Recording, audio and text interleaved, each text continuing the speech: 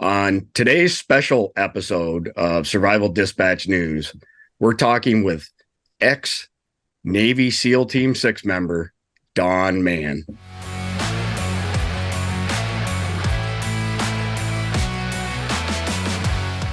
Hey guys, today's video is brought to you by Off Grid Trek. This is a huge Faraday bag. It's the biggest one we've ever seen at Survival Dispatch, with 126 liter capacity to protect all your gear from that EMP. Is it here yet? What? The EMP. I heard there's another Chinese spy balloon coming. Oh, geez. And we're back. Welcome to the channel, Don. Hey, Chris, it's nice to be here with you. I know you're a really busy guy, and we really appreciate you coming on the channel. Can't tell you how much we appreciate it. Oh, thanks. I'm really happy to be here with you. So I'd like to preface our conversation for our audience in, Survival Dispatch Nation that we're going to go through your history. But as I mentioned in the opening, SEAL Team 6 member, the baddest of the badasses in the world, true American hero.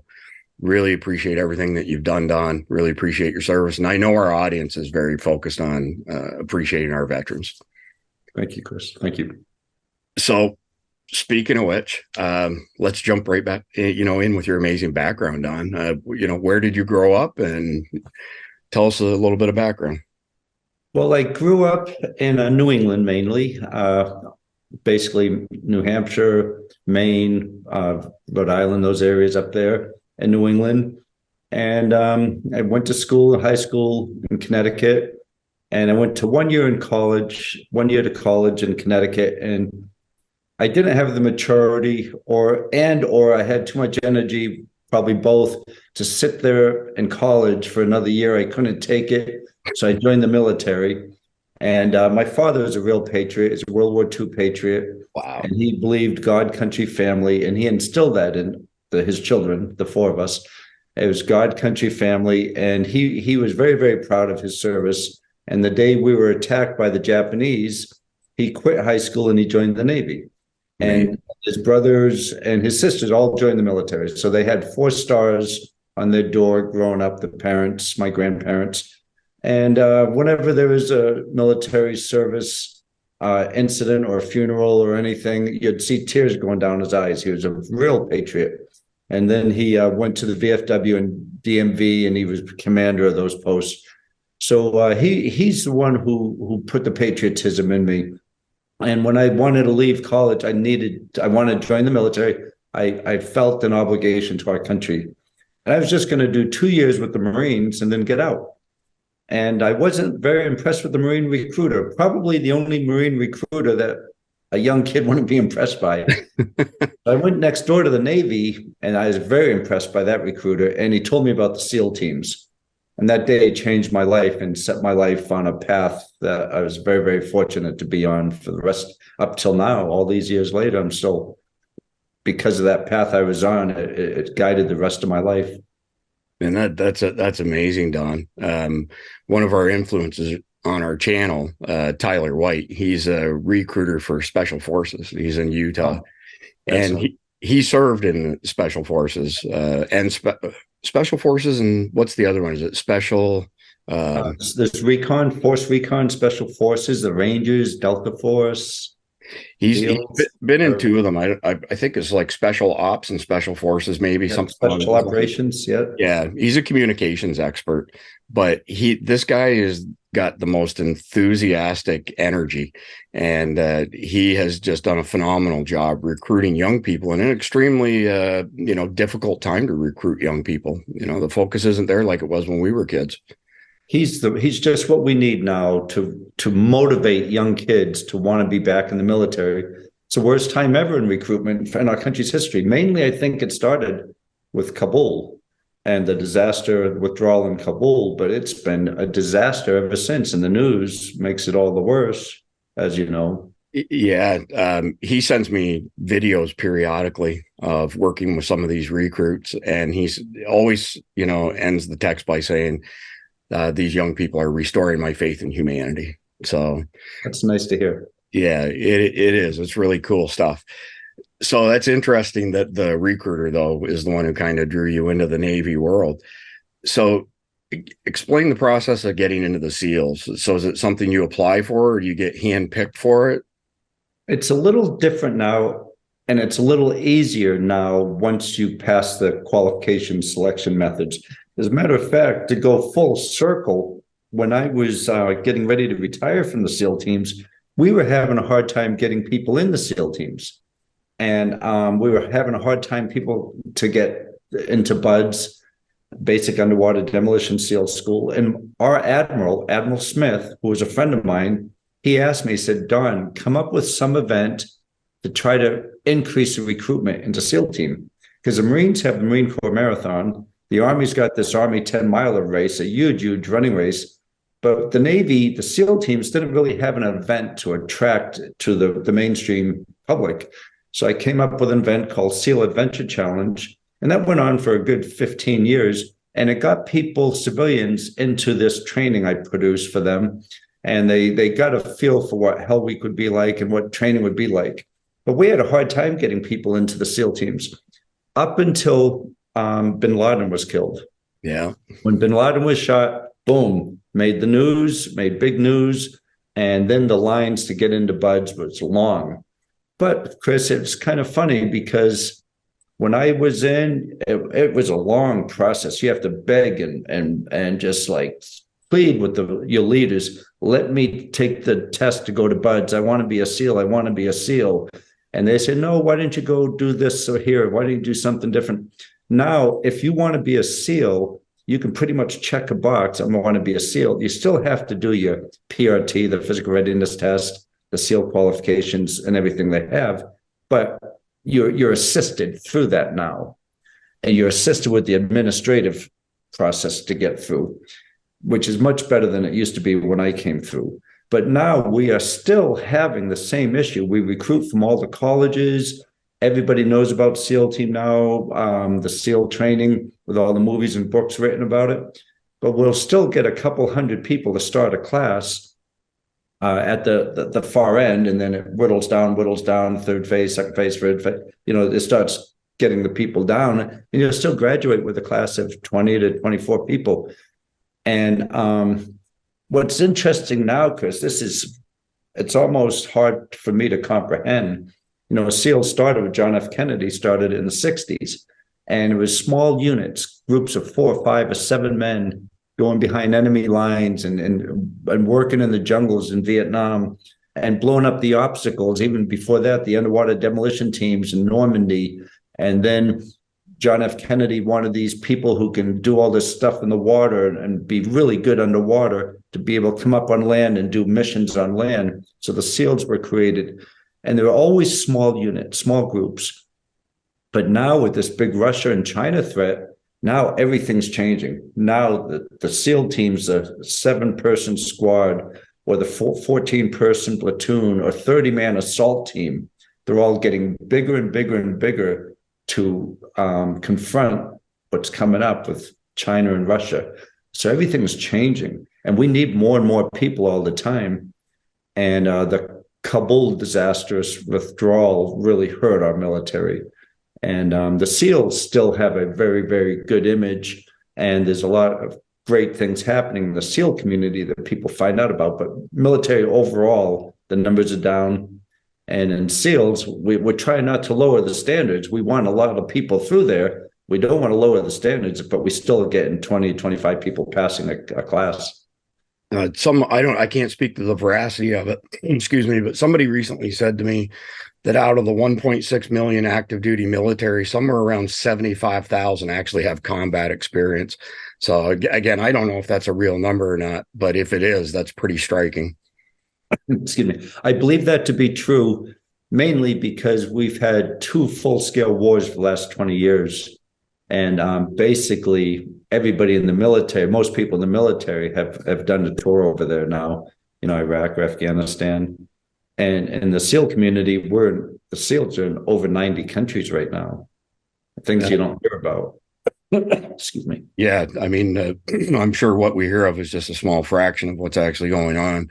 I was at a conference many, many years ago, and the person leading this breakout session was discussing working with executive teams. I've been in business development almost my entire career, and he had this concept, which came from the book Good to Great, that when you're working with a team of executives, it should be 7 or less people. And he called them a Mars team, because if you were going to go to Mars, you'd pick your 7 best people, 7 best astronauts, sort of thing. And somebody asked why 7 or less. And I can't remember all of the things that he said, but essentially it was something along the lines of survival teams are typically 7 or less people. And once you get over 7 people, you end up, many times with too many chiefs, not enough Indians, that sort of stuff. I mean, so I just listened to you say these small groups of SEALs, 4, 5, 6, 7 people. It's kind of interesting that you use the same numbers, because obviously you know a lot more on the subject than I do. But is that kind of your experience, when you're working with teams? Yes, it is. It is. A 7-man squad gels. You're tight. You're really, really tight with a 7-man squad. Even when it goes up to 30, divisions can take place where maybe half of it sees things a little bit differently than the other half, and you can see a little rift develop.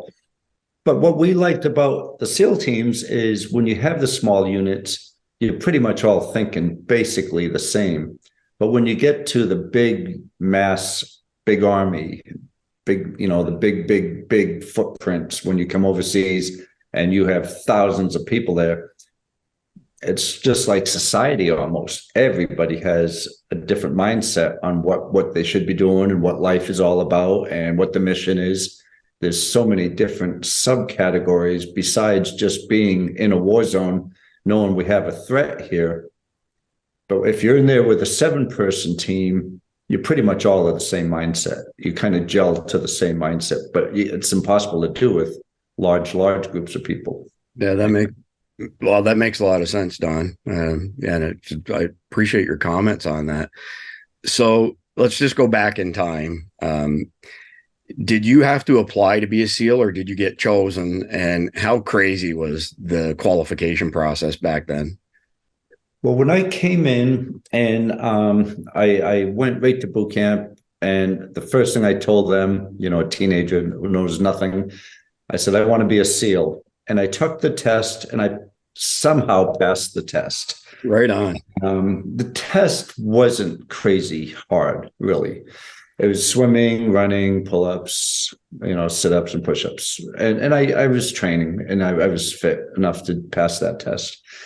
And then boot camp's 2 months. Boot camp, Navy boot camp, you learn to fold clothes, iron clothes, polish your shoes, and learn about Navy traditions. It's not physically demanding in any way at all. Okay. So what I had to do when I was in the Navy, when I was in boot camp, I knew I had to train after hours. So I picked the number 1,000, and you'll appreciate this being the fitness guru you are. I never ever got to any place like you are, but everything you've done in your life. And you don't want to, because I broke my body. So, but I would pick the number 1,000, and after we were done boot camp chores and everything, and everybody was ironing their clothes and studying for the test of the next day, I would do 1,000 of something. One day would be 1,000 jumping jacks. One day would be 1,000 push-ups. One day I'd get under the bunk beds, do 1,000 bunk bed presses, sets of 20 and sets of 25. But I would do this till 1 or 2 in the morning. One day I'd do 1,000 sit-ups all day long. That's amazing. So I did 1,000 of something every single day. And then one day I measured all the little tile blocks in the floor. And I counted how many there were in our boot camp berthing area, where 70 or 80 of us were in there. And I counted them all, and I went on my first long run, and I ran 300 laps inside, and I did something like 17 miles my first run, because but every day I did something in boot camp. I couldn't wait to be a SEAL. Only thing in my life that mattered was to be a SEAL. So when I got out of boot camp, I was fitter than you could possibly really train to be at that point. I went to our corps school as a medic. So we call it corps school, hospital corpsman. Okay.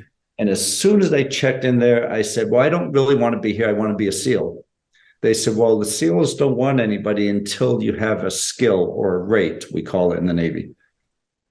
So I went to corpsman school and I couldn't wait to be a combat medic. As soon as I graduated, I went right down to Coronado and I said, I want to be a SEAL. And they said, well, we need some medics. We're low on medics and corpsmen. I see your scores here. I took the PT score, the PT test again, and I did better the second time, passed it the first time. And they said, yeah, we need people like you. We need motivated people. But the Navy at that time said, you can't just get out of corpsman school and go to SEAL team. They want experienced corpsmen. So I had to go to the hospital for a while and work, but I learned a lot of useful skills, emergency room and intensive care unit and going on ambulance runs.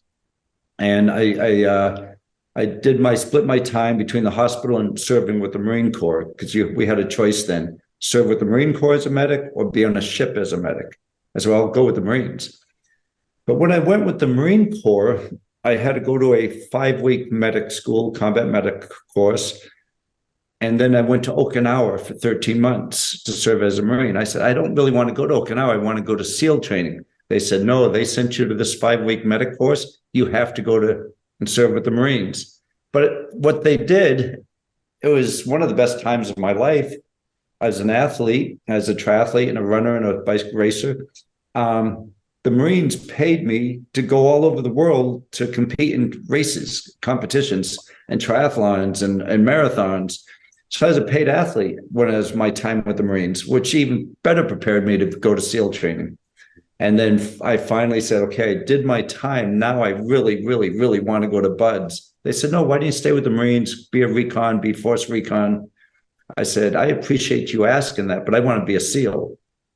So finally, that I had to go through that long process. Nowadays, you sign up, I want to be a SEAL, and they send you to your pre-screening that you can see if you can pass the test and all that. And if you can, they send you right to BUDS. So it's a lot easier now in that aspect. Man, that's fascinating. So, speaking of all this training and whatnot, and you mentioned that you put together some training for other people, that was in place for 15 years or so. I read that you trained some of the SEALs in SEAL Team 6 that took out Osama bin Laden. How much was it 15 years total that your program ran, or was it 15 years of you actually training SEALs yourself? I trained, well, so what happened, every weekend I was basically helping people trained who wanted to become SEALs. And I would push them hard. I had these weekend sessions set up. And when Admiral Smith asked me if I would help with a recruitment program to come up with some type of program that can be bigger scale than what I was doing, I went to Maryland for a meeting, and they wanted to be a big TV production, really get it out there in the media to try to recruit SEAL programs. So I went to Maryland. I had an idea. I told them about what I was doing on weekends. I said, yeah, this is what I can do. I can make it bigger. They said, well, yeah, we can make this happen. We need a name for this. So you have to come up with something. It has to be like an adventurous name and something very challenging, but the word SEAL has to be in it.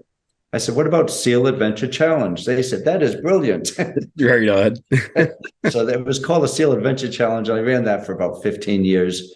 And the best part about that, Chris, was got these young guys coming through. Some of their goals would be to be an admiral of the SEAL team. Some of their goals were to be a combat leader. And then getting letters years later. I'm on my second tour in Iraq. I'm on my second tour in Afghanistan. It's nice. Some of the lessons I learned from your earlier training, I've been able to pass them on and I build upon them. But we've had SEAL commanders and SEAL admirals send their sons to my training. And we felt really, really good about what we were putting out. It was very, very difficult for the guys. I mean, that's an amazing feather in your cap, Don. A little bit later in the interview, we'll get to discussing your TV show, Surviving Mann, but your background in training other people kind of just set some light bulbs off for me after watching the first season and the premiere for the second season last night. So speaking of, reading on your background, I also saw that you were captured by the enemy. I didn't get into all the details of it. Is that something you could describe? Sure. Yeah. So I can't go in real detail on it, but I can tell you the generalities of what happened. We were in the Middle East, and we're working with some Egyptian counterparts. And they were showing us some of their skills, and we were showing them some of our skills. And they were the Egyptian equivalent of SEALs. They didn't have the training we had. They were much, much less trained, but they were the Egypt's, equivalent. And they were showing us how they eat snakes and frogs, and they would take these snakes, poisonous snakes, venomous snakes and frogs, and hit them on the boot, peel the skin back, take the venom sacs out, and eat the snake. And we did this with them. So we ate a bunch of snakes, we ate a bunch of frogs. What they didn't know is we had a mission to do later on during that visit, that deployment. But we all got pretty sick right after we ate these snakes and frogs, and we had food poisoning. And that happened right before our flight down to a country where we had to do a reconnaissance mission. So 4 of us deployed out to another country. It was just a quick in and out type thing. It lasted just over a week. And we're in a helicopter. We dropped the rubber boat into the water. We're all sick as can be. Oh. They said, stay out of the water. It's infested with sharks. It's infested with sharks. But that's where the mission started, in the water. And what the Arabs would do is they had all these camels, and they would kill all the camels, get the entrails out, the intestines and everything, and throw them in the water. And that's why there were sharks all over there. So we jumped in the water, got our inflatable boat inflated as quickly as we could, jumped in the boat because pitch black, we knew there were sharks all over. And we motored up to shore about a half a mile from shore. And we're just keeping low, and we're looking at the shoreline, making sure there wasn't any enemy activity there.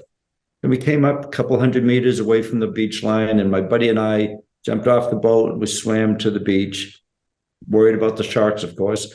And we had to find a place to lay up for 3 days and to get our reconnaissance surveillance of a shipyard and of the airport. We wanted to track how many people were coming in and out by air and by ship, and just get all the vessels, everything we could get, everything recorded, the enemy activity, anything we could come up with.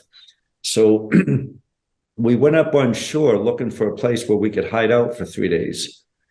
And the only place we could find was if we dug a hole in this little section of land that had water on 3 sides of it. So we went in the middle, we called the other 2 people over that came up. We quickly dug a hole to bury our boat and the motor and the gas and the things we didn't need for the mission. And we buried that with sand. And then we had to do this before daylight, but we were as sick as can be. And we had to dig the other hole for us to sit in, for the 4 of us to be in. And we dug that hole. We had our rucksacks and had our weapons. And there's a bad, bad sandstorm going on. We had goggles on. And we covered our hole with a desert sand colored camouflage blanket. So we were under this hole, we had our weapons, and now the sun's starting to come up, and we're sick as can be.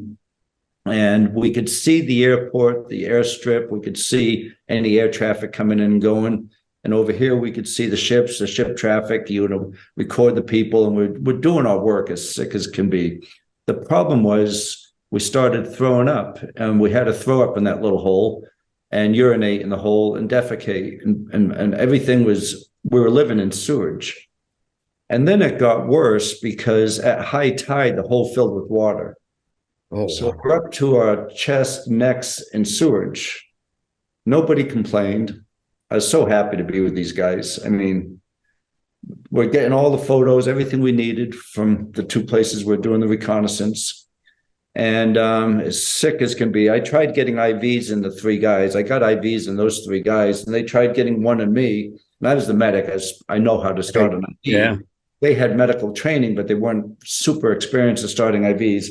They put like 15 holes in my arm. It's just a bad infection. Oh, we're just so hungry. We weren't drinking. We weren't eating. We're throwing up, vomiting, defecating all over the place, living in our sewage, but we're getting our work done. And And we had one more day, and then this person started walking across the desert with all that African clothes he had on, just blowing in the wind. And it was a terrible sandstorm. We had our goggles on, but our ears were filled with sand, our noses were filled with sand. And this guy was walking up to where we were hidden in the hole in the sand. And we were wondering, what's he doing? We had our weapons, and he gets closer and closer and closer to the hole, and he notices something's wrong, and his eyes got bigger and bigger and bigger. And he looked at us, and he sees 4 people with beards, long hair, and glasses with weapons pointed up at him. And he looked down, he put his hands up, and he ran off. Our story is much better than what happened to Marcus Luttrell when he was caught by the goat herder on top of the hill.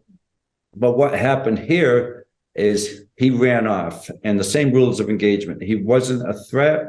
We couldn't take him out. We couldn't tie him up. We couldn't pull him in the hole with us. We let him go, but we knew he was going to get reinforcements. So at that point, we did our very best to get out of there as quickly as we could. He ran off. We knew he was going to a village, and we got the shovels, little shovels, quickly tried to dig out the boat, try to inflate the boat. And this is all early morning before it was light. And then 14 or so of his people came over the hill with AKs, scared to death, fingers all on the triggers, pointing at us. And one of the guys with us says, "Guys, put your hands up." We'd never heard that before. And we looked over, and these guys were coming over the hill. And we could have grabbed our weapons, and the 4 of us shot at 14 of them who already had the weapons trained on us. We would have been slaughtered. We could have jumped in the water, and they would have just sprayed us, and we would have been slaughtered. So we did our only thing we could do. We put our arms up, and they circled us around us with the weapons pointed at our chests and our heads. They were scared to death. They never saw people like us before. And we were scared too. I'm not going to say we weren't scared, but I would say they were way more scared than we were. They had the fingers on the trigger. I thought it'd just be an accidental shooting, an accidental discharge if somebody shot at us. Because I didn't think they would shoot at us in person, because the rounds would go through us into them, because they had us in a circle. And so we had our hands up in the middle of the circle, and we had these little fake CIA cards, get out of jail free cards, we call them, with Arabic writing saying, "Hey, if you happen to catch these guys or see these guys, they're only training." You know, they were fake cards. Oh, man. And my friend went to go reach for from his rucksack, and they put 4 AKs right up against his head, and we thought for sure they were going to blast him, and they didn't. So then they were yelling, "Down, down, down," in broken English. "Get on the grounds. We shoot you in the backs for trespassing." We said, "No, we're going to go in this boat. We go back home, back to the United States, America." They're yelling, "Down, down. We shoot you in the backs." And they got an interpreter. They sent someone back to the village to get someone who could speak English, broken English. And he said to us, he said, "Now the sun's coming up. It's daylight." He said, "You trespassed on our land. With the penalty, we're going to shoot you." We said, "No, we're going back in that boat. We're going back to where we came from. We're just here for training," you know, our story. Yeah. This went back and forth. For some reason, I can't speak for the other 3 guys, but I can say how I thought and how I really think they thought. We all knew we weren't going to get killed. We all knew we were going to get away. Just our mindset was so powerful and so positive, that combat mindset, we're going to win. We didn't have weapons. They had 14 weapons around us. And we kept saying, "No, we're not going to go on the ground. We're going to get in our boat and we're going to go home." And finally, they said, "Go." They let us go. We got in that boat. We went out at sea, throwing up, all that. We haven't eaten or drank water for a long time. And we were all thinking, okay, the mission's over. And but it wasn't. We still had part of the mission to do. We had to go do a demolition, a blast after a dive. And you know, a lot of people would have quit at that point, thinking, okay, we're done. We are so lucky to get out of life. We came back and finished the mission, and we won and they lost. And it was survival in one sense, because, you know, we weren't eating or drinking, but you had to know emergency medicine. You had to know you needed shelter. We had our shelter, which was a hole. What we didn't have is our food or water. But most importantly in survival, you always hear about shelter, food, and water. What we had that saved our lives was a mindset. The mindset is, we're going to prevail. We're going to win. We're not going to die. We're not, you know, if we get hurt, we'll recover. And we had the right mindset. And if we didn't have the right mindset, it could have all gone bad. And I mean, that's an amazing story, Don. And, I grew up in the construction industry before I went into the business world. And somebody at some point in time when my younger years said, you are what you think. And every time that we brought new people on, say, a framing crew, if they thought they were going to fall off a wall or fall off a roof, they did every single time. And that stuck with me for many years. And then, of course, I spent, decades in the gym training and competing. And when you're prepping for something like a powerlifting meet, it's 12 weeks. And so over the course of the 12 weeks, you're basically increasing the range of motion, increasing the weight, decreasing the number of reps, because at the end of the day, it's like a 1 rep max. Realistically, over 12 weeks, nobody's going to gain a tremendous amount of strength who's already fit. Maybe somebody who's not fit they get that, big initial jump. But probably the most powerful part of all of that was visualizing for an entire week. Okay, this week, I'm going to press this much weight off of 3 boards. And then the following week, it's okay, I'm going to press this much weight off of 2 boards and continuing to increase the range of motion. And I can't tell you how many times, by the time you get to a world championship, you're preparing for something like that, you've visualized it thousands of times. It's all that you think about, right? I mean, you go to bed, you can't sleep because you're thinking about it. You wake up, you can't concentrate on anything else because you're thinking. It's all consuming. Absolutely not even close to the experience you just described. But I don't know. You became a world champion. What's the most you ever bench pressed? Well, in a competition, 638, in the gym, just a hair under 700 pounds. At 180 pounds? It was 198. 198. Okay. Yeah, it's all in kilograms. So 90 kilograms would be 198.4 pounds. But as we discussed previously, I tell you what, it's a great way to destroy your body. I've had 32 surgeries under general anesthesia. I retired as a masters competitor on the national powerlifting team because I blew my abdominal wall out, and that started a whole cascading effect of bad things. So, well, you look in incredible shape still. I'm in terrible shape right now, but thank you. But I appreciate that. So again, and nowhere near as interesting as your background, and nothing special.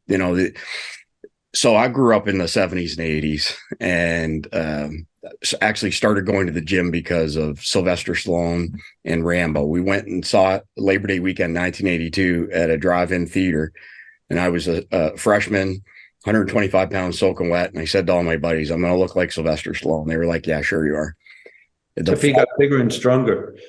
The following August, I walked into football camp as a sophomore at 210 pounds. And so I had this lifelong battle in my mind of I want to look really good, but I want to be the strongest guy pound for pound in the room. And so that's kind of what led to all this litany of injuries and whatnot. But one of the reasons that I thrived on competing was Rocky IV, and Drago versus Sylvester Stallone. And in 2014, I beat the 7-time Russian national champ by over 200 pounds. He was the bronze medalist. He wouldn't even come on stage to get his medal. And, being an immature 45, 46-year-old at the time, all I could think of was Rocky IV. And I had my Hulk Hogan Real America pants on that I'd had since the 1980s. It was just a crazy mindset that, in the grand scheme of things means absolutely nothing. Just a little piece of my legacy, I guess. But back to you, because your story is way more interesting and way more important to our country. So overall, how many years were you in the Navy? 21. Wow, that's amazing, Don. 21, and then I went to work with the government right after. So I've got about 45, 46 years in now, military and government. Wow, that's it's the same thing. I just want to stay connected and be part of the big national security threat we're facing and have always been facing. And now, I firmly believe today's the most dangerous day this world has ever had. Tomorrow would be more dangerous.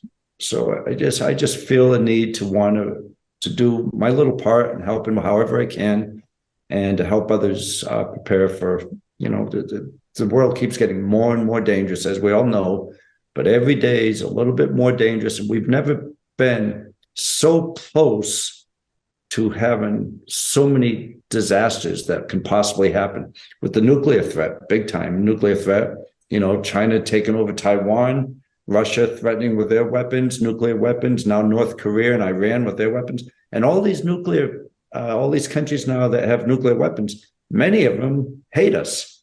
Yeah. And they're crazy leaders, these authoritative dictators. We are facing some serious challenges ahead. And it doesn't keep me awake at night because we can only do what we can do. But I think it's all our responsibility is to be prepared and prepare those who we love and care for and people we live with, and help them not to make them panicky or paranoid, thinking, oh my God, there's going to be some cyber threat or nuclear attack on us. But just if it happens, this is what I'm going to do, and just have a nice, relaxed, peaceful mindset about it. Something goes wrong, I'm going to be okay, and my family's going to be okay because I'm prepared. And it's not that time consuming or that hard to be prepared. It's really kind of a fun skill set to develop. Well, and then I can only imagine at your skill level that situational awareness is probably, front and center for you all the time. And, we preach that as well. Jason Sawyer, one of our top influencers, was a strength and conditioning coach, as I mentioned, at USC, and then he trained some Navy SEALs strength and conditioning. He's fond of saying that there are multiple different levels of SHTF. So, for example, if you're at the gas station, let's say, and it gets held up while you're there, well, that's an SHTF event, but it's not the same as a nuclear war. There's all these different levels. And, the importance of being aware of your surroundings, especially at gas stations. I have an acquaintance of mine who's won multiple world championships, sits on the board for the International Strength Federation. And he has an entire series of videos and books called Gas Station Ready. Because if you're likely to be assaulted, that's probably one of the top places. It's so amazing to hear you say that, because in the last 3 years, 3 times I've come close to a confrontation at a gas station. And I live out in the mountains. I don't live near people. But when I've gone near the cities, one time I was in line paying, and there's this guy behind me just staring down at me. And I knew he was a potential threat. I walked out and he followed me. Of course, I had a weapon, and he followed me. He just followed me. And I didn't let on that I was aware of him following me, but I knew I had a weapon in my vehicle, and I had a weapon on me. And I was thinking, okay, if this goes bad, he's going to try to rob me, and I'm not going to reach for my wallet. I'm going to reach for my weapon, and it's going to be police to come get the report. The second time I was at another gas station. I was waiting, and some guy said, I hate white people. And I was the only white person in the gas station. And he looked at me, and I was thinking, now I'm in trouble. I'm in trouble right now. And when he walked out, the security guard, who was a black man, said, I don't know why people have to be like that. I said, I don't either. He said, I don't see color. I said, I don't either. It's just, I don't know why people have to be like that. But there are people like that. But the last time was the worst time. And I was filling up my tank with gas. And this big guy comes up, goes, man, I want some money. I said, I don't have any money. I use credit cards. And he looked down at me. He's about a foot taller than me. And I just positioned myself. So I had my vehicle block the engine to protect me from shooting, and I know to reach for my weapon. But when you're so trained and you prepare your mind, you knew, okay, I've got security, I got cover and concealment if I need it. I have an engine block, and I have a weapon. I'm going to let him move first, and if he does, I take cover and I fire back. I wasn't afraid. I knew I had the up on him because of what I knew up here, and I knew he was going to lose if he was going to try something. So I looked at him, I said, I don't have any money. I use credit cards. And he came closer. So I walked on my side of the vehicle, and I had the vehicle between us, and I was ready for action. And I'm glad it didn't happen, but he would have lost for sure. And I would have won for sure. But if I didn't know those things, if I was another person who didn't train my mind over the years, I could have given him money and maybe have been robbed. I could have, backtalked to him and maybe been shot. A lot of things could have happened. But just by, like you just said, being aware of your surroundings, being aware of what can happen to you, and having a plan. And Jeff Cooper said it best, with the color codes. If you're white in the white color, if you're white, it means you're totally unaware of your surroundings. You might be listening to headphones. You might be listening to music. You might not even know who's around you. And that's a deadly place to be. If you're in the yellow, these are conditions. If you're in the yellow condition, you feel, well, yeah, this is a bad part of town. Maybe I should be a little bit of aware, but you don't have that much awareness going on. You're just slightly aware something could happen. And then if you go to the orange, it might be, I'm being followed out of this garage. What's going on? My awareness heightens. My sense of a threat could be possibly coming up on me. It's all heightening. Now I'm in the orange. I better start thinking of a plan. And if you've gone through these scenarios in your head over and over enough, that plan comes quickly. Okay, I've got a vehicle here. I've got wheel blocks. I got a motor to protect me from bullets oncoming, and I have a weapon. But when you go into red, is fight or flight or freeze, and that's when you have to take action, and it's your life or you're facing down the threat. And the black condition is you just freeze. And when you're in white or black, they're both deadly conditions. You're gonna lose. But if you can escalate from yellow to orange to red, and you're not in a constant state of paranoia, you're just aware of your surroundings. You're looking in your rearview mirrors. You're sitting at a restaurant. You don't have a ton of people behind you. You might have your back to the wall, so you can see the doors. You can see people, but you're not worried. You're just aware. And then have a plan. So if you have to enact that plan, boom, it just goes into place, and you make the plan, and it's fight or flight. And animals do it. We're part of the animal species. That's how we survive. You can't walk around in white and not be prepared or not be aware of your surroundings. Or animals or humans don't survive that way. And if you're totally shocked because someone comes flying through a door and you have no idea what can happen because you didn't anticipate something like that could happen, you go into black and freeze. Animals wouldn't survive that, and we wouldn't survive it. So to have what Jeff Cooper coined, the conditions, the mindset conditions, to be able to go from yellow to relaxed alertness to orange to a little bit more alertness because it could be a threat, to red, to have your plan, act on your plan, fight or flight. And, it's best to de-escalate, try to get away from the threat if you can, if that's the best thing. But if you can't, you have to fight it out and have a plan for it. And you don't need a gun to fight it out. Best defense could be a cell phone and an engine block, like, the motor. Yeah. And just knowing, or being, if you're being followed down the road and you're looking right mirror, left mirror, you say, oh, I'm going to take a right. Oh, this guy's following me, especially for women. This guy's following me. Go toward a bank or go someplace with the security cameras so they can get them on camera. They don't like being around cameras. But just think of these things and just have a plan. And I have done this for a number of people, especially women. And they said, I'm a single woman. I live alone. I've got kids, or my husband's away all the time, and I don't have a gun.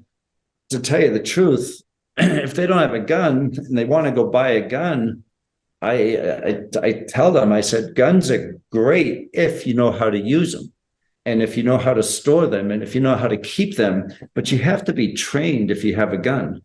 And if you don't plan on training yourself and just want to go through this 1 or 2 day course and put the gun away and never use it again, it's a perishable skill. You have to stay trained on it. I suggest getting a can of wasp spray, and your front door is over here. If an intruder comes in, go through it in your mind a few times. You have that wasp spray or mace or anything like that. And that door, if that's going to open, it's not going to be somebody who's supposed to be in your house. If you know that, you have cover from the door frame, pick up the wasp spray, spray it in the person's eyes. Now that person can't do anything else. you could pick up your cell phone and leave. And just little things like that, even if you don't have a weapon, you can have a safe area in a house, safe area for evacuation, SAFE, but a safe area in your house where you can hide out. But just to have these plans and having a go bag in your car. If something happened to me in my vehicle, I've always have an emergency medical kit there. I've got a compass there, GPS, and a weapon. My go bags in my vehicle all the time. I have one in my house that's bigger. And, this is all good stuff you learn in living in war zones because you have to bail out quickly. But with the world moving in the direction it's moving now, why not be prepared in your house and your vehicle now? We don't need it right now, but it's better to have it, not need it, than need it, not have it, as we say. Yeah, I mean, you tweaked me on a number of things here. We discuss the importance of grab and go bags all the time. And in most scenarios, if there was a significant event like 9/11, they're probably going to strike us again at morning rush hour, afternoon rush hour, maximum chaos. And if there is an EMP, whether it's an EMP attack or a nuclear generated EMP, and you're not at ground zero, but all electronics are dead. Average American works 16 miles from home. What's your plan to get home? And if, you describe like a home invasion scenario, we have a free document on our website. If you just click on store at the top, the very first option is home defense plan.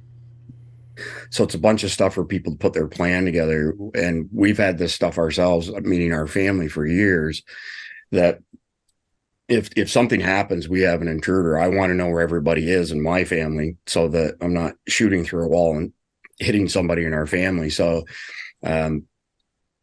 being prepared, whether it's like a theater of war like you've been in, whether it's at a gas station, whether it's in your home, heck, even if it's going to the gym, if you can get to the point where it becomes second nature. I mean, a couple of times you've mentioned things where you essentially fell back on your training. Mm-hmm. And I've said it for years, if you're I play football, of course, and if a linebacker's seen the same play 1,000 times, you don't have to stop and think of where you should be. Because if you need to stop and think, you're a half step behind. You can't get to the play. You're not in the play. So the value of repetition cannot, emphasize just how important that is. And you're an even better example than I am.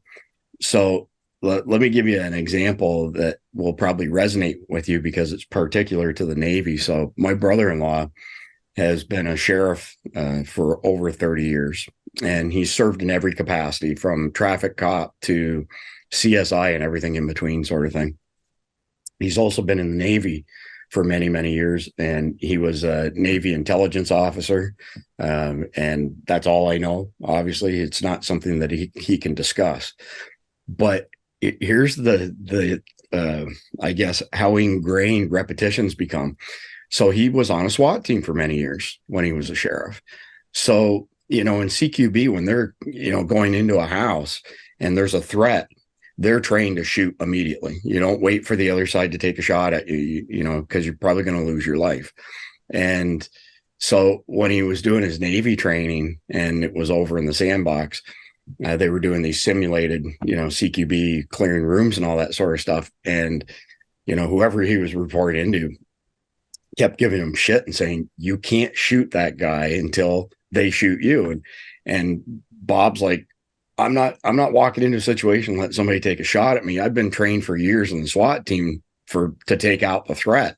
And it didn't turn into a bad deal between him and his, commanding officer, but he never could switch gears. If it was ingrained in him. It was second nature. If I go into a room and there's a threat pointing a gun at me, I'm going to shoot them, whether they shoot first or not. So he's told me, and I have another acquaintance who was a Marine sniper for 23 years, and he was an E9, so a sergeant major. Both him and my brother-in-law were extremely discouraged towards the end of their careers, where anytime they'd engaged the enemy, that they immediately had to sit down with an attorney essentially and go step by step on everything that happened in this particular encounter. And, God forbid that, Mhm. They stepped out of line, not in our minds, you know what I mean? Like a threat's a threat, but Right. more so stepping out of line from a, politics standpoint, I guess you could say. Just I can't get my head wrapped around it because I've never been in that situation. But It's so true what you're saying.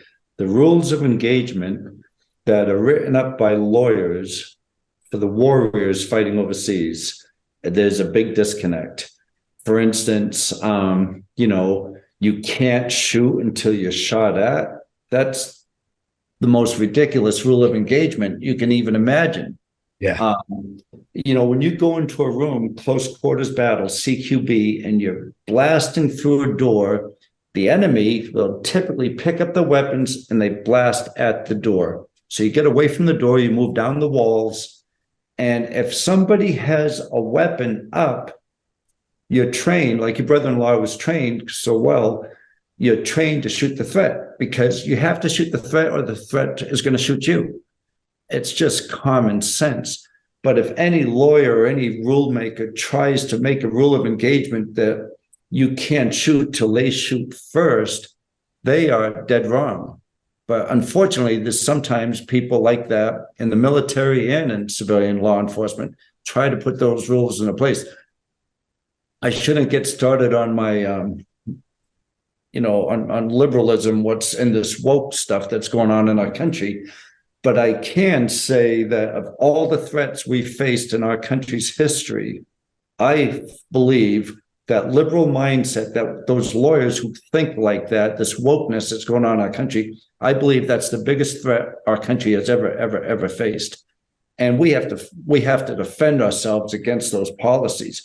If I had a 17-year-old son and he was going into a war zone and he was told, don't shoot till they shoot you first, I wouldn't want him in that war zone because that's a losing mentality. Okay, I'll let them shoot. If they shoot at me and they miss or just wound me, then I'll be able to shoot them. So crazy, but a lawyer might think like that back in his safe little office somewhere. Yeah, well, my brother-in-law basically summed it up as saying, I'm the first man in and I'm going through the door and I'm in the fatal funnel and somebody has a gun trained on me. I have to take them out. There's a reason it's called the fatal funnel. At that point in time, you're committed, you're inside the room. And to me, it makes perfect sense. And I mean, we could go down a huge rabbit hole on this wokeness stuff. I just make a couple quick comments. If you look at the educational systems in other countries, China, North Korea, whatnot, their children are trained at a fairly young age to disassemble guns, clean them, reassemble them.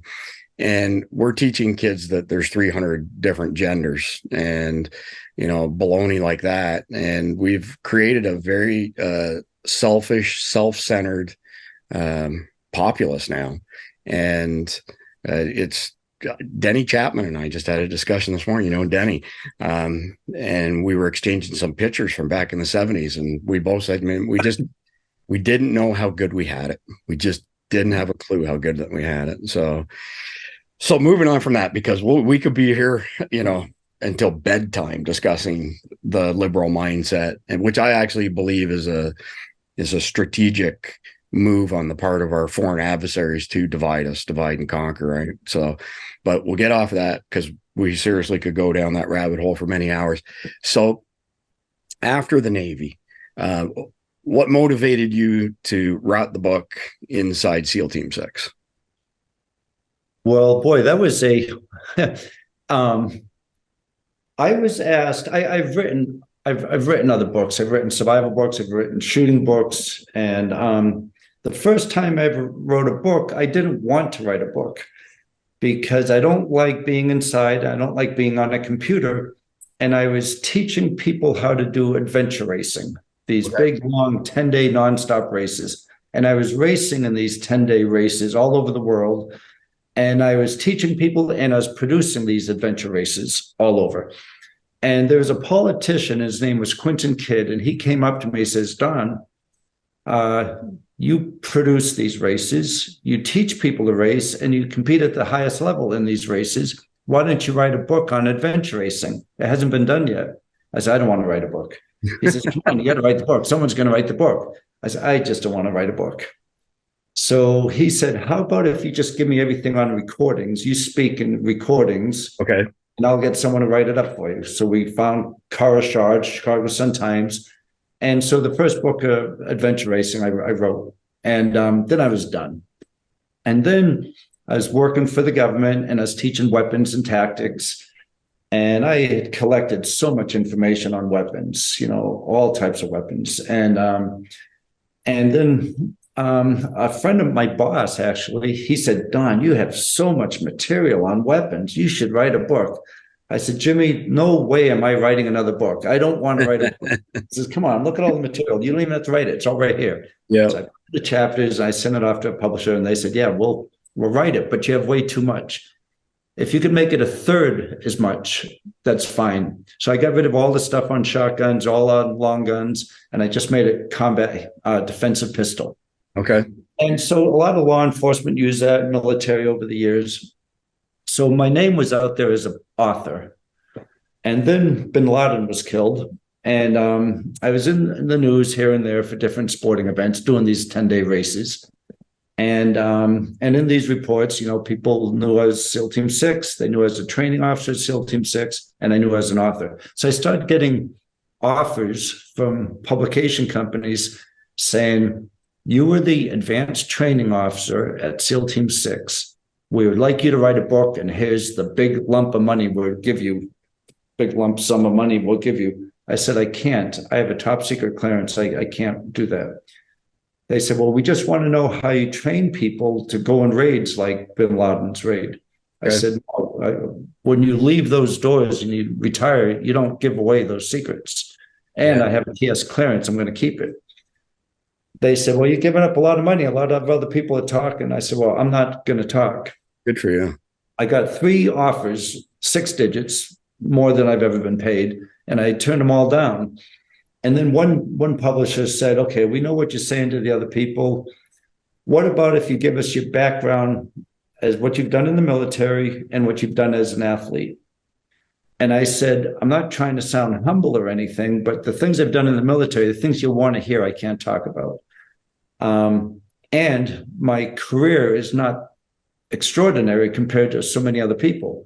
And as an athlete, these big races I've done and climbing mountains and things, a lot of people have done that. My story won't be that big or exciting. They said, yeah, we knew you'd say that too, but here's the figure we'll give you if you give us an unclassified version. I said, only if I can send it to the Publication Review Board. So SEAL Team reviews it, CIA reviews it, they bless it. And so I wrote a book, just an autobiography type book. Right. They said, now we need a title for the book. Give us some ideas. So I wrote down some ideas. They said, we don't like any of those ideas. What about Inside SEAL Team 6? I said, no, it's not about Inside SEAL Team 6.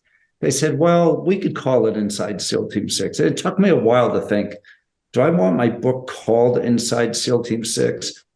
Because I don't want people to think I'm giving away secrets. But it took me a while to deal with that title. And the title, I went with it. And I knew it was reviewed by SEAL Team and CIA, and it was okay because it wasn't giving away any secrets, tactics, techniques, or procedures, or names of people. So I felt good, and I felt it was going to do people a lot of good, and it's not going to do anybody any harm. So that's how I did that book. So I don't know, maybe 10 years ago or so, we surpassed 1 million words in the English language. And out of those 1 million words, depending on whose, thoughts you subscribe to, there's somewhere, say, around 175 power words. So words that evoke emotion. So, the perimeter of the human brain, the neocortex, processes all forms of information, but has nothing to do with your feelings or decision making. That's all done at the center of the brain, the limbic brain. So if you can evoke emotion in people, it's much more interesting for them to carry on. So there's a bunch of studies that show things like a book title, a headline title, those sort of things really needs to be 6 words or less and needs to have at least 1 power word in it. And so they say if a headline is over or a book title is over 6 words, people will grasp the first 3 and the last 3 words, and anything in the middle is kind of lost on them. And that title and that headline has one purpose: to get people to invest in reading further sort of thing. So insider, variations on that word is one of the 175 power words. And the fact that your title's like 4 words long, I can understand what the thought process was on the part of the publisher. It's got a power word, it's short, and it's like, hey, yeah, I want to read the rest of this. And even though you weren't giving away secrets, it's still, in my opinion, and I'm a high school graduate. That's it. I don't have any post-secondary education. It's a impressive title, from an attention grabbing perspective sort of thing. So, you've got this huge breadth of knowledge from, traveling around the world, whether it be from an athletic perspective or professional perspective, in the armed forces. So you've got this wealth of geopolitical knowledge that, I don't think anybody could have unless they've actually been to all of these different things and gone through some pretty crazy experiences. So if you have a minute, can you share your thoughts on like the current threats that we face, whether it be China, Russia, cyber attacks, terrorist attacks, those sort of things? Sure. Boy, I do feel like I mentioned a little bit earlier that we are facing the biggest threat in our existence, not just our lifetimes, but this planet's existence. Agreed. And we do have Iran, and we have North Korea, and we have the Middle East, which we don't even talk about anymore, but they're still a threat to us. And now we have China and Russia forming up an alliance of some sort. Their common enemy is us. And they have all the resources, fuel, oil, gas, power. Now I'm so proud to say I was in the world's largest Navy. Now I was in the world's second largest Navy. I mean, China is surpassing us. Every day they're surpassing us. Bigger army, bigger Navy, more rockets, more missiles. But with the mindset, the president of China he's focused on world domination. And they call him the most aggressive leader of all time. He wants domination of Mars and the planets as well. I mean, this guy has got a plan. He's brilliant. He's got his problems at home, but he is set on changing the world order. And the U.S. is, in our opinion, the center right now. And we try to keep peace everywhere we go. I know we've been in a lot of wars and things, and some were just and some maybe not just, but we pretty much do our best. When there's a disaster or there's a problem, we're there to help. And that is what the U.S. does. And China and Russia are agreed that they want to change that world order. They want to be the center of this world and not us. And so those two powers together with Iran and Korea and all these other countries and nations and state-sponsored terrorism areas, they're our enemy, and they are telling us that we're their enemy. We're not declaring them an enemy. It's the other way around. So, and a lot of these countries have nuclear weapons. So for that reason, I know our existence is at peril more so than ever in the history of the United States. And it's not getting better. It just keeps getting worse. China is, who knows what happened with COVID, the real story with COVID. I'm also worried about the fentanyl coming across the border, these seizures that if they got to every single person in the United States, it could kill every single person in the US. Why doesn't that even make the news? Why do we have open borders? I mean, how can we have an open border when we know people from every country in this world, all of our enemies coming across our border, trafficking children and women and selling us fentanyl, which is killing more people than any of the wars. For some reason, we are allowing that to happen. And as we all know, the only way a country can be defeated is if it gets defeated from within, if the people within allow it to happen. I see us, our liberal far left side, allowing it to happen. We're allowing the borders to be open. We're allowing people to come across. We have people making up rules of engagements, like you say, our policies, what's going on in school, what's being taught in school. I mean, we need a major shift. And it's like a giant aircraft carrier has to turn radical And giant aircraft carriers can't turn radically right or left, but we have to do a radical turn. We have a big, big ship that's being run by people steering it to the far left that keeps putting us in more and more jeopardy, because for some reason, the left side of our brain, of our country's brain, doesn't see a threat as a threat. They don't see it that way. And I don't understand why. I know there's all types of people think differently, but they're putting the existence of our country at risk more and more every day. Yeah. So, I mean, I turned off mainstream media over 20 years ago. I was one of the, probably like the first wave of people who cut the cable, sort of thing. And the reason I did it is because a friend of mine who's much smarter than I am, and he's an author too, just, and he's done some crazy adventure things like climbing Mount Everest and stuff like that. But his exact words to me was, Chris, the best case scenario, news is infotainment. Worst case scenario, it's propaganda-tainment. So if you think back to the 70s and 80s, we had somewhere around 400 independently owned news organizations in America. We now have 4 or 5 conglomerates that own 99% of the mainstream media. So they control the narrative. And I read a very interesting article this morning on Zero Hedge called, let me look at my notes here, Crisis of the Now. So essentially the author was saying that we live in this perpetual news cycle that's focused on the crisis du jour, the crisis of the day sort of thing. And I noticed that years ago, because I made comments to people how we just lurch from one thing to another in the news cycle. And a couple weeks later, it's like, man, you don't hear anything about, this thing that got everybody riled up a couple weeks back. Point being is the gist of that article of the crisis of the now being pushed by this handful of conglomerates. What that does is it keeps people's attention focused on what they want people's, attention focused on, and they have zero awareness. We're back to situational awareness. People don't know what they don't know. So, Steve Jobs had 100+ black turtlenecks, 100+ matching pairs of jeans, socks, underwear, the whole 9 yards.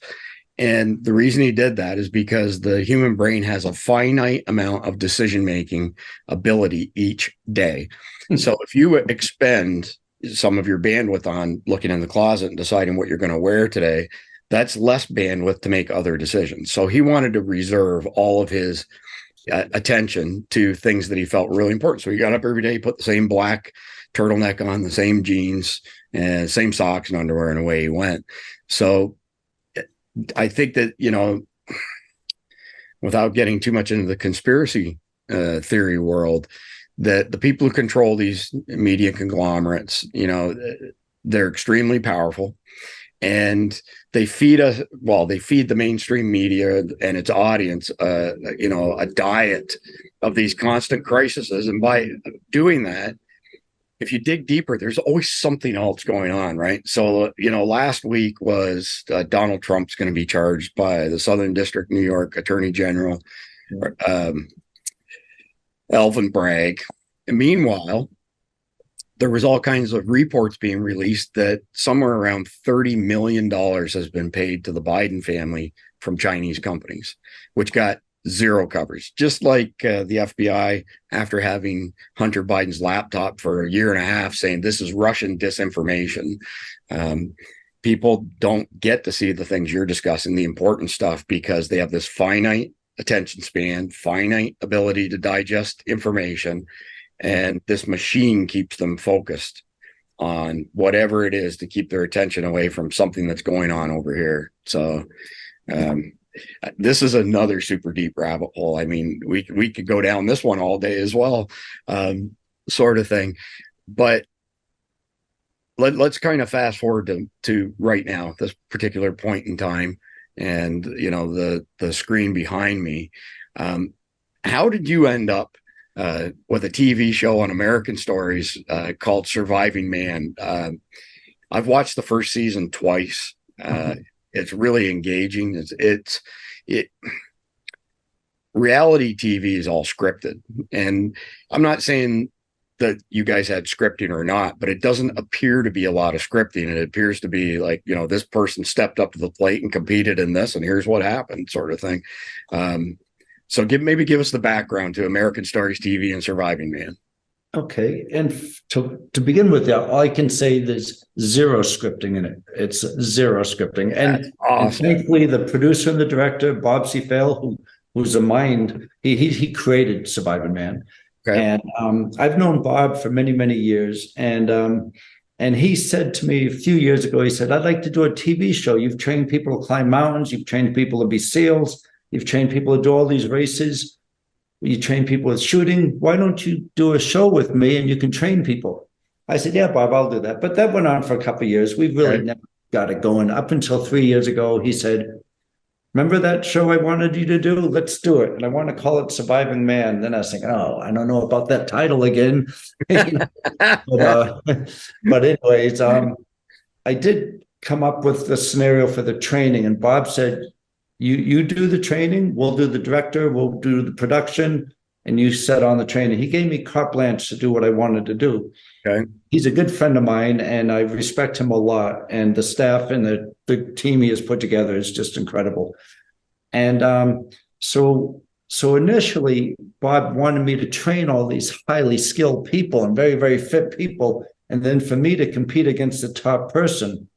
I said, Bob, that'll be a short show because I cannot compete at that level anymore.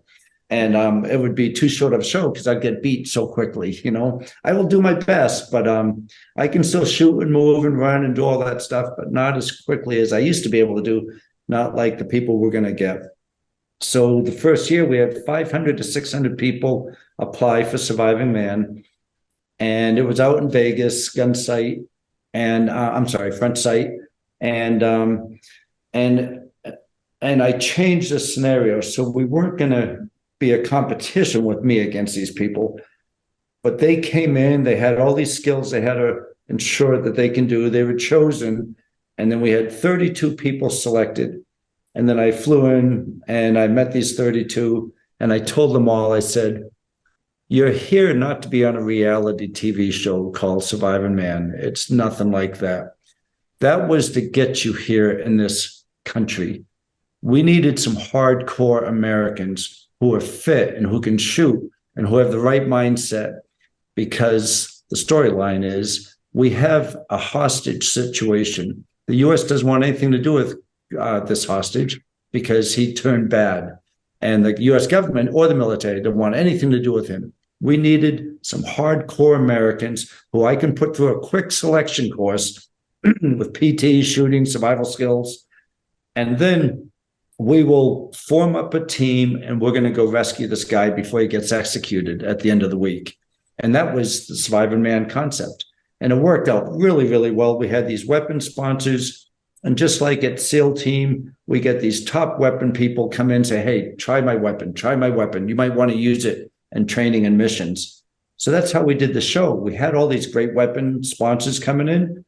And we had them give us a demonstration of the weapons. We had our contestants try out the weapons. So it was real. It was real. We really did try out the weapons. We really did use the weapons on the mission. And it really was a mission you would see in training. And it worked out really, really well. I'm very, very proud to be part of this show. And I'm looking forward to season 3 already. I have some really good ideas now for season 3. So, I mean, it's probably worth mentioning that those 32 individuals, there were some very elite people in there that came out of a pool of close to 600 people, correct? Yes, there were. I think the pool was somewhere between 500 and 600 people. And some of them were incredibly, incredibly talented and skilled, like off the charts. People I would have liked to have seen in SEAL team at one point. Yep. And some weren't, but most of them were. They all had something very, very unique or some skill or strength that they were selected for. So this is a special episode of Survival Dispatch News. Normally it airs at 4 p.m. Eastern time every Thursday, but we're recording this on a Thursday and it's going to air tomorrow on Friday, which is why we're calling it a special edition. And today, the episode that's airing is a really interesting interview with Dr. Jennifer Stankus, who is on your show. And 114 pounds, you know, 2 branches of the military, law enforcement, MD, attorney, expert witness, the list goes on and on. When Denny and I interviewed her, we got to the end and we were like, man, we're glad we don't have to compete against you. And this is this diminutive 114-pound woman. You know, when you're talking about the skills that people had on the show, I'm thoroughly impressed with Dr. Jennifer, amongst the other ones as well. But she stands out because of, again, her diminutive size.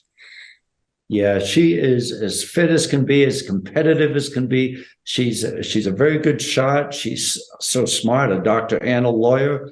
Yeah, she's everything that and she's very motivational too. When she's around other people, she motivates people, and she's just an all-around great person and a great competitor, and we're happy to have her on the show. The thought just occurred to me. It's probably why her and Bob get along so well, because he's got this contagious enthusiasm. And of course, I don't know him near as well as you do, but I love talking to him. That guy's just on fire all the time. I agree. Yeah, I've known Bob, I think 10 years now. Wow. I've never seen him down. He is always very, very up and motivated and doing some big project. So just to kind of wrap up with a few things here as quickly as possible, but there's no, hard timeline, is the purpose of Survival Dispatch is to disseminate information so that our fellow Americans not only survive in these uncertain times, but can actually thrive. So, I mean, for all intents and purposes, you're, like a subject matter expert on steroids when it comes to survival and preparedness. So keep it in mind, we have some active duty military, active duty law enforcement, retired military, retired law enforcement in our audience. But the vast majority of people, in the Survival Dispatch nation don't have the benefit of professional training through those organizations. Is there a handful of things that you could impart to them as far as survival, what skills they should be focusing on and preparedness and those sort of things? Well, thanks for saying that. But Chris, what you're doing is helping the public. I mean, and they can see what you're doing and go to your site. That's a really, really good start, because that's a lot of information all at one location where people can get, and they can come right to your site and see this. But mindset, as we discussed, is the number one thing. You have to have the mindset. It can't be something you put off. And then, of course, when we're going out in the jungle and the desert, urban wilderness, it doesn't matter. You do need the mindset. You need a shelter, you have to have food and water. And then that gets broken down a little bit more. The shelter could be a lean-to, it could be a little cave, but you have to have a shelter. You should be off the ground for bugs and insects and things like that. And you have to be able to procure food. If you're, that might be in an urban environment, it might be easier if you're hiding out how to get food. But if you're out in the jungle or in the desert or somewhere else, you have to have an idea of where you are, know the area you're in, and what food's available, what plants and animals, what food's available.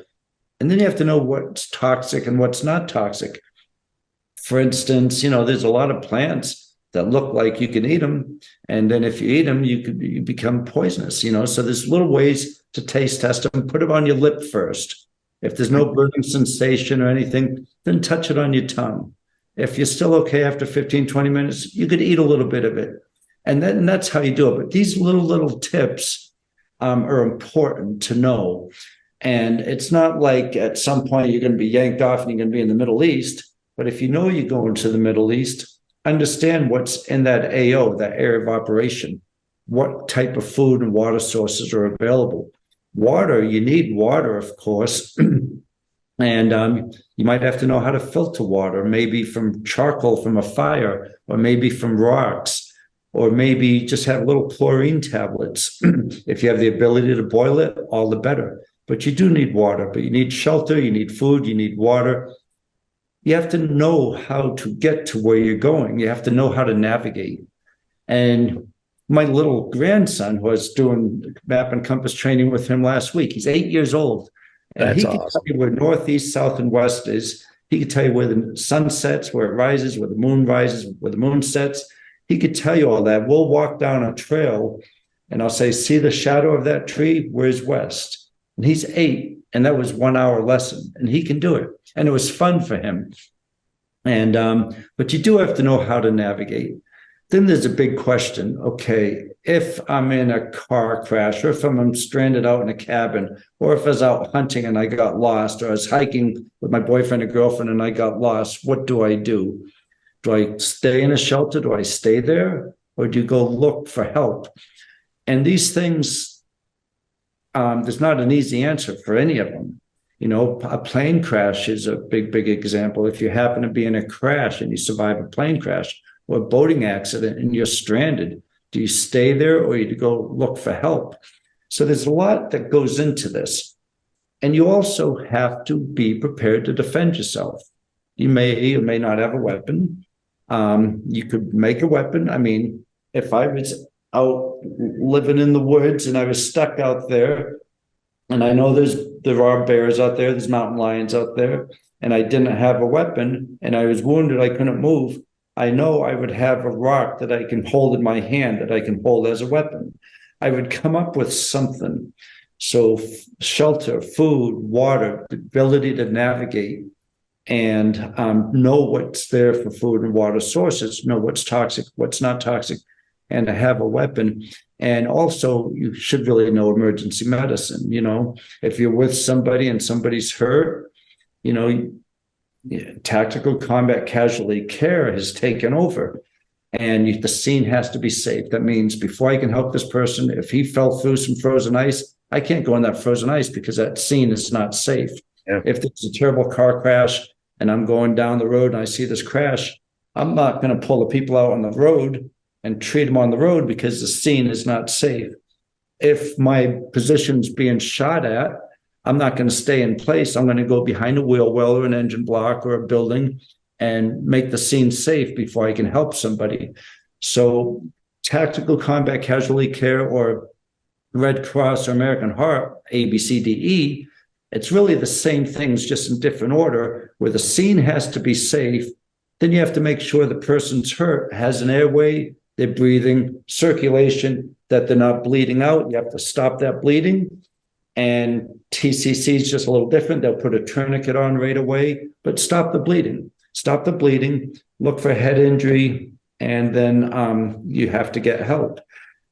And even it sounds like I said a lot, that's really just fun training, and it helps. And I teach this for the government. I teach it all the time. Actually, I've never stopped teaching it since I've learned it. And so many times in sports and in military and in government, people have needed this information, but people need it in their homes too. And with the ever increasing threat, why not learn it? It's fun. It's a fun skill set, you know. And there's all types of training camps you can go to and everything, but to learn to build shelters. Actually, we'll be doing that. I'll be going out in the desert with a government group, and we're going to build shelters. We're going to be trapping food. We're going to be fishing food. They're going to eat what they catch. We're going to do land navigation, and we're going to do a lot of survival skills. And we do that every year. And it's just, they love it. And it's out of their comfort zone. That's not what they're used to doing. And if they're getting ready to deploy someplace in the world, I'll know that area. Study up on that area and what plants and food and animals are in that area, what the threat is. There is a threat. In our country, there's a lot of threats in the cities, you know, and other places too. But to me, the city is filled with threats nowadays. That couldn't agree more. We polled our audience recently, actually, on what they wanted to see more of, and urban survival was top of the list. 83% of Americans live in cities. There's no bugging out. They don't have anywhere to bug out to, sort of thing. They're bugging in. You know, they got to get home after catastrophe. So I agree. But I had that perspective beforehand, but just because I think something doesn't mean that it's, you know, in agreement with what our audience wants. And so, like I said, that was really telling, though. You believe it or not, primitive survival was like 14%. And the second one was survival in a remote location with modern amenities. like all the modern tools that we have. And that was number two, but well over 50% of people said urban survival they'd want to know more on. I can see that for sure. I can see why people would vote that way. Yeah, it's a really interesting subject. So this special episode of Survival Dispatch News is going to air on Friday, March 31st. And people can go to the American Stories TV website. We'll put links down below and sign up for free for the insider group, and they can get a advanced screening of the first episode of Surviving Mann season 2, which we watched last night at the watch party. It was fantastic. And if people don't have a chance to do that, general availability will be tomorrow, which will be Saturday, April 1st. They can go check it out live streaming. One last question. What's next for Don Mann? Boy, what's next? I'm looking forward to doing more survival training with the government, survival training. I really, really enjoy that. I look forward to more Surviving Mann shows and the All-Star shows and going to different locations and working with different people. There are 54 14,000 footers in Colorado, 14,000, actually, I have the picture right here. There's 54 of them. There's 54 mountains in Colorado over 14,000 feet. Unreal. And I plan on climbing them all. I've done 20 of them. So I have 34 to go. And, right on. And I like doing those. I like to go up fast and run down. I did get hurt on Everest a couple of years ago. I was climbing Everest, Mount Everest, and my brain cavity filled with fluid and my lungs filled with fluid. So I got high altitude pulmonary edema and high altitude cerebral edema. Holy cow. Lost a lot of my memory and a lot of lung function. And that was about 5 years ago, but it's coming back. It's all coming back. So now doing these mountains, these, 14,000 footers, they seem a lot harder than they used to. So it's a challenge. And one day I made a resolution to work out every day of the year. And the next year I did it again. I went over 20 years working out every day of the year. That's and amazing. I'm back on track for doing that again. I don't take days off. And I love it that way. Everyone says, oh, your muscles need time to rebuild. But like yesterday, I went for a run in the mountains. And some days I'll just go in my gym. And some days I'll go for a gravel bike ride or a mountain bike ride or a road bike ride or paddle. But I just do something physical every day. And I know you know this better than anybody, but I find the people who start thinking, I'm getting too old, I'm getting too lazy, I don't feel like doing that. So many people are slowing down too early in life when there's so much more life to go. And I have no plans on slowing down at all, ever. And actually, when it's my last day on this earth, I want everything totally worn out. I plan on having all body parts totally worn out. Yeah. And if it starts not working anymore, I'll do things where I don't need that part of my body. So I have zero plans on slowing down. I love the life I lead.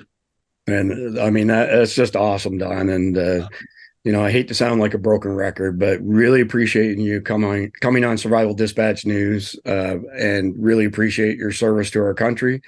Hopefully we get another chance to do this again at some point in the future, but thank you, Don.